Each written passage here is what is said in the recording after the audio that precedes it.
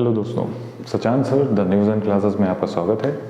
और आज हम लोग जिस टॉपिक के बारे में बात करने जा रहे हैं वो है height and distance. Height and distance जो है वो सीबीएसई हो या आईसीएसई बोर्ड हो, इनफैक्ट जो कॉम्पिटिटिव एग्जाम्स होते हैं उसमें भी इससे कई क्वेश्चंस पूछ लिए जाते हैं। आज हम लोग क्या करेंगे, इन्हीं क्वेश्चंस के बारे में थोड़ी सी जानकारी करेंगे। दोस्तों, होता क्या है कि हम सभी के एग्जाम्स में क्या होता है, एमसीक्यूज बेसिस पे जो है ये क्वेश्चंस जो है वो अक्सर पूछ दिए जाते हैं। एमसीक्यू बेसिस पे अगर ये क्वेश्चंस पूछे गए हैं तो हमें इनको बहुत ज़्यादा टाइम दे करके सॉल्व करने की ज़रूरत नहीं है। आज हम लोग कुछ ऐसी ही टेक्निक्स, ऐसी ही ट्रिक्स के बारे में डिस्कस करेंगे जो कि हाइट एंड डिस्टेंस लगाते समय हमारी और आपकी दोनों की मदद करेंगे, दोनों का टाइम बचाएंगे। सो गो टू बोर्ड, समझने की कोशिश करते हैं। सबसे पहली चीज़ क्या है, जो हाइट एंड डिस्टेंस को पढ़ते समय हमें याद रखनी है, हाइट एंड डिस्टेंस को पढ़ते समय दिमाग में रखना है कि दो चीज़ें जो हैं वो यहाँ पर बहुत इंपॉर्टेंट रोल प्ले करती हैं। फर्स्ट इज एंगल ऑफ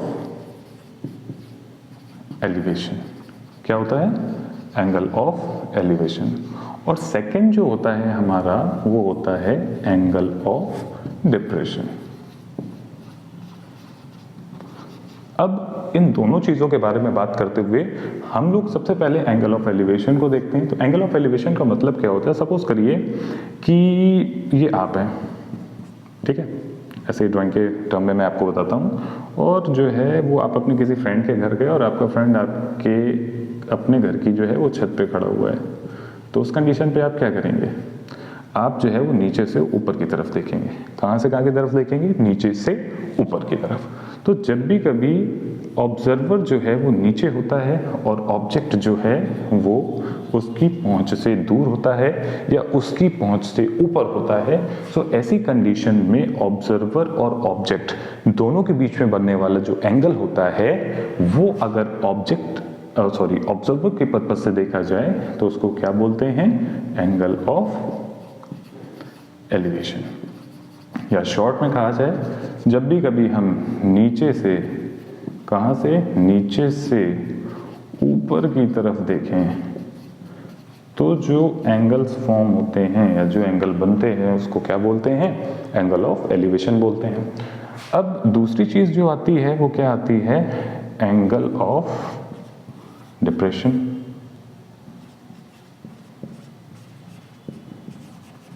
ठीक है। अब एंगल ऑफ डिप्रेशन क्या होता है इसके बारे में भी हम लोग बात करते हैं। चलिए देखते हैं क्या होता है angle of depression. Angle of depression का मतलब ये है कि जब भी कभी क्या होता है, हम लोग हमारा ऑब्जेक्ट जो है वो ऊपर है और वो जिस टारगेट को पॉइंट कर रहा है वो नीचे है। सपोज करिए आप अपने घर की छत पे खड़े हैं और अचानक से आपको जो दिखता है वो ज़मीन पर एक जो है वो बॉल पड़ी हुई है। एट दैट कंडीशन जो ऑब्जेक्ट है हमारा, यहाँ पर हम ऑब्जर्वर लिखते हैं तो ज़्यादा बेस्ट होगा, ऑब्जर्वर। और यहाँ पर अगर देखा जाए तो हमारा ऑब्जेक्ट। तो जब ऑब्जर्वर ऑब्जेक्ट की तरफ देख रहा है, यानी कि हमारा ऑब्जर्वर जो है वो ऊपर है और जब वो नीचे की तरफ देख रहा है, तो एट दिस कंडीशन जो एंगल का फॉर्मेशन होता है उसको क्या बोलते हैं? एंगल ऑफ डिप्रेशन बोलते हैं। क्या बोलते हैं? Angle of depression. ओके दोस्तों, इतनी बात समझ में आती है। तो क्या समझे हम लोग? यहाँ से हम लोग इस चीज़ को फिर से एनालाइज करते हैं। एंगल ऑफ एलिवेशन का मतलब क्या होता है और एंगल ऑफ डिप्रेशन का मतलब क्या होता है। एंगल ऑफ एलिवेशन जो होता है उसमें क्या होता है, हमारा ऑब्जेक्ट जो है वो नीचे होता है और जिसको वो ऑब्जर्व कर रहा है वो एट अ सर्टेन डिस्टेंस या एट अ सर्टेन हाइट पे होता है। जैसे सपोज करिए मैं यहाँ पर खड़ा हुआ हूँ और मैं जो हूँ अगर नीचे की तरफ देख रहा हूँ तो मेरी आई और ज़मीन के बीच में जो एंगल का फॉर्मेशन हो रहा है वो एंगल ऑफ डिप्रेशन होगा। और अगर मैं सीलिंग की तरफ देख रहा हूँ, ऊपर की तरफ देख रहा हूँ, तो at this condition I am the observer and that thing I am going to observe. तो इस कंडीशन पे क्या होता है, मेरी आंख और इस ऊपर मौजूद जो सीलिंग है इसके बीच में बनने वाला जो एंगल होगा उसको हम लोग क्या बोलेंगे? Angle of elevation. ठीक है। एलिवेशन का मतलब ऊपर की तरफ देखना, डिप्रेशन का मतलब नीचे की तरफ देखना। तो दोस्तों इतनी बात समझ में आती है आपको? वेरी गुड, बहुत समझदार हैं आप।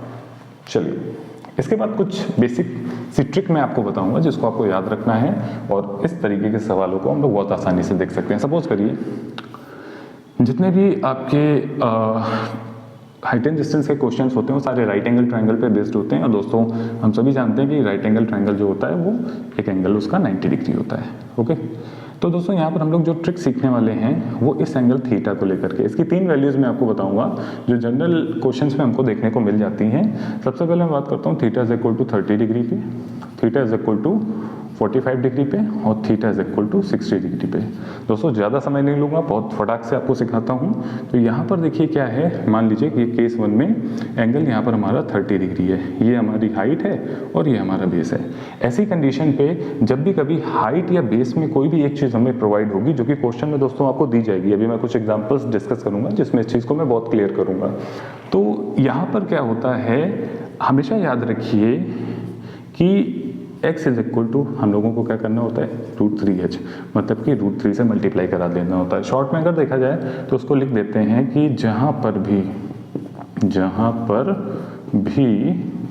थीटा की वैल्यू 30 डिग्री दे रखी हो वहाँ पर हाइट में √3 से मल्टीप्लाई करा दो, मल्टीप्लाई करें। ओके दोस्तों, अब दूसरी चीज जो हम लोग समझने वाले हैं वो यहाँ पर बात कर लेते हैं 60 डिग्री। भाई ये भी तो हो सकता है कि 60 डिग्री दे दी जाए, क्वेश्चन यही है कि हमारा जो ऑब्जर्वर है वो नीचे और एंगल जो है ऊपर है। तो इस कंडीशन पे क्या होता है, यहाँ पर √3 का जो मल्टीप्लाई है वो इस तरीके से लिखा जाता है। तो जहाँ पर थीटा की जगह 30 डिग्री 60 डिग्री लिखा गया हो वहाँ पर बेस पे √3 का मल्टीप्लाई करा दो। ठीक है, तीसरा केस और जो बहुत इंपॉर्टेंट केस है वो है 45 डिग्री। इसमें क्या होता है, जब भी कभी हमारा एंगल 45 दे रखा होता है दोस्तों, तो हम लोग क्या करते हैं h is equal to x, यानी कि जो भी हमारी हाइट होगी वही हमारा बेस निकल करके आएगा। तो ये जो फिनोमेना है उसको याद रखते हैं। तो ये 3 केसेस जो हैं वो अगर हम अपने दिमाग में रखेंगे तो हमें ट्रिग्नोमेट्री के बेसिक क्वेश्चंस जो MCQs में अक्सर हमसे पूछ दिए जाते हैं उनको हम लोग चुटकी बजाते हुए लगा सकते हैं। तो चलिए अब कुछ एग्जांपल्स डिस्कस हो जाएं ताकि कंसेप्ट जो है वो और क्लियर समझ में आ जाए। सपोज करिए यहाँ पर अभी तो मैं अपने हिसाब से एक सम बनाने की कोशिश करता हूँ और समझाने की कोशिश करता हूँ। सपोज करिए मैं क्वेश्चन राइट कर रहा हूँ, an observer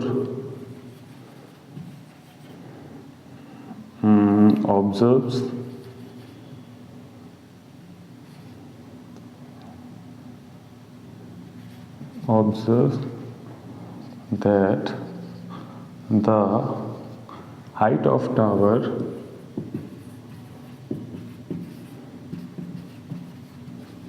is 60 meter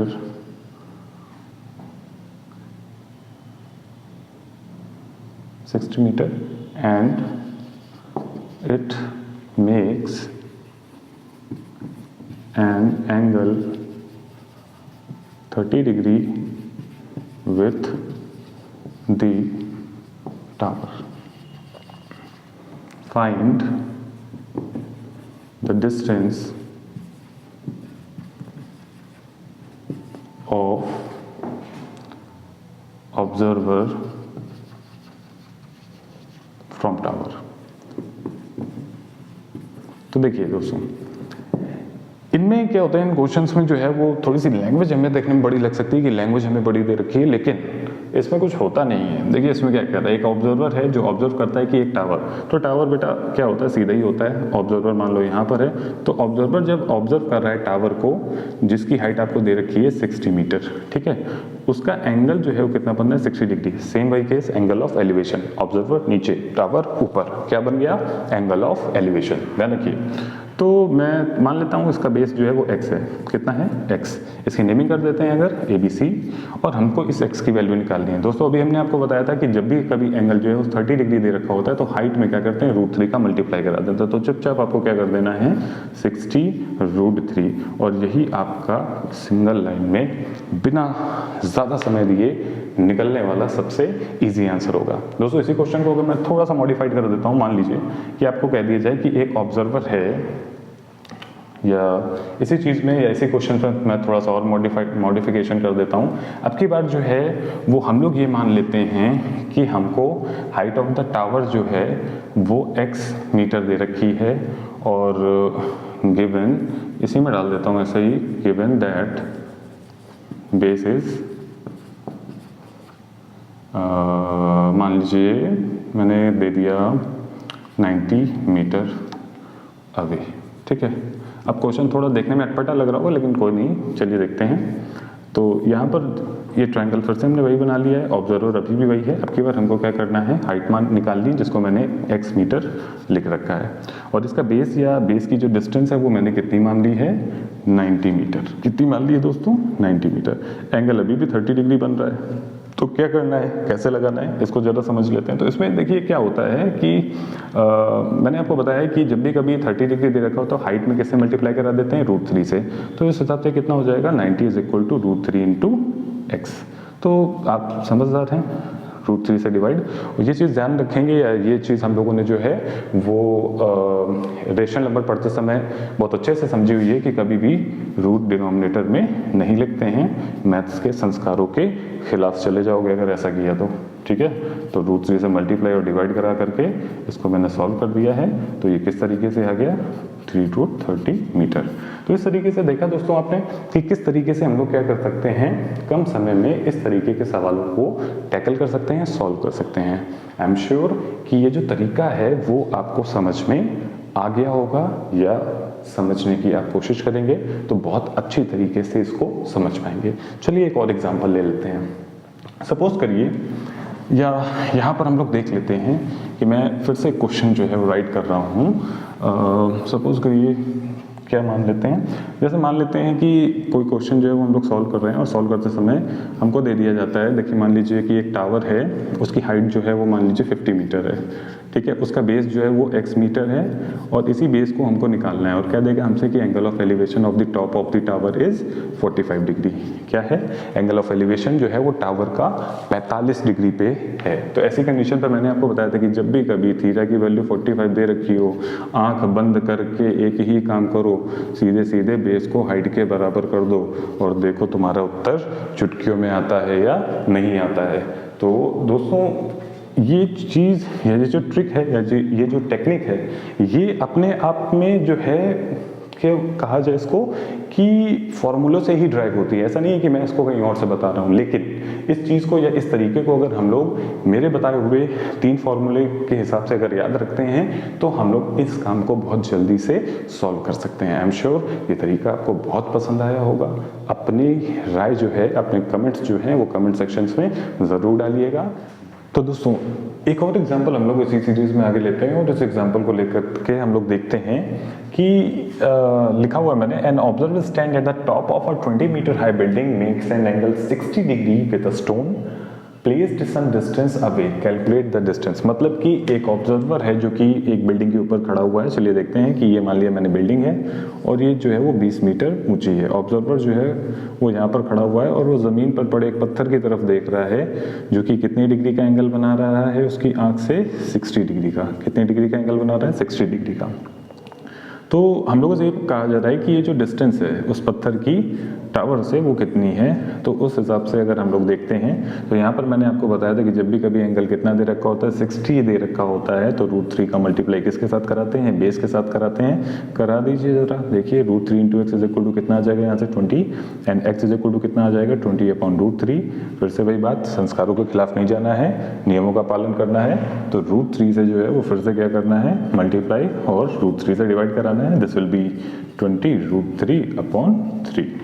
तो इसको चाहें तो √3 की वैल्यू जो है वो 1.732 रख करके हम लोग फिर आगे इसको सॉल्व भी कर सकते हैं। बाकी जैसा भी आंसर अगर आपको जो है वो प्रेफरेबल लगता है उसी हिसाब से आप इसको क्या कर सकते हैं, सॉल्व कर सकते हैं। तो इस तरीके से यहाँ पर 60 डिग्री, 30 डिग्री और 45 डिग्री तीनों पे मैंने आपको जो है वो सम्स को बता रखा है। आप लोग इससे रिलेटेड सम्स को सॉल्व करने की अब कोशिश कीजिएगा, लगाइएगा और बताइएगा कि मेरी ये टेक्निक आपको कैसी लगी, और अपने सुझाव जो है वो कमेंट बॉक्स में ज़रूर डालिएगा। वीडियो आपको पसंद आया हो तो कमेंट करें, सब्सक्राइब भी करें, लाइक भी करें। Thank you.